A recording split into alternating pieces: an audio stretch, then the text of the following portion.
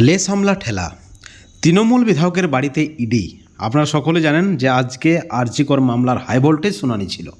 চিকিৎসকদের নিরাপত্তা, পুলিশের ভূমিকা নিয়ে চরম ভৎসনা শুনতে হয়েছে রাজ্যকে।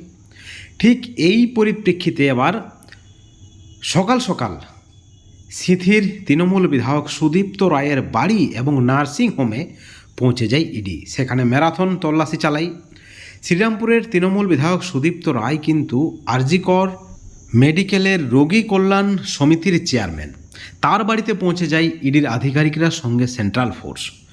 বন্ধুগণ, আজকে সুপ্রিম কোর্টে প্রধান বিচারপতির যে দাবি যে তদন্ত করছে সিবিআই ঘুমোতে পারছে না, আরজি কর মামলায় এই মুহূর্তে চরম একটা পর্যায়ে রয়েছে। ঠিক এই পরিপ্রেক্ষিতে তৃণমূল বিধায়কের বাড়িতে ইডি অত্যন্ত একটা তাৎপর্যপূর্ণ বিষয়। আর্থিক দুর্নীতি মামলায় গ্রেপ্তার হয়েছে আরজি করের প্রাক্তন অধ্যক্ষ সন্দীপ ঘোষ। পরবর্তী সময়ে খুন এবং ধর্ষণের মামলায়ও তাকে গ্রেপ্তার করা হয়। গ্রেপ্তার করা হয়েছে টালা থানার ওসিকে। এবং একই সঙ্গে আপনাদেরকে জানিয়ে রাখি, সন্দীপ ঘোষের বাবাকেও জিজ্ঞাসাবাদ করেছে সিবিআই এবং সেই সঙ্গে ওসির স্ত্রীকেও। অর্থাৎ কোথাও না কোথাও সিবিআই কোমর বেঁধে লেগেছে। ঠিক অপর দিকে মাঠে নেমেছে ইডি। একেবারে সিবিআই এবং ইডির মধ্যে কম্পিটিশন শুরু হয়ে গিয়েছে।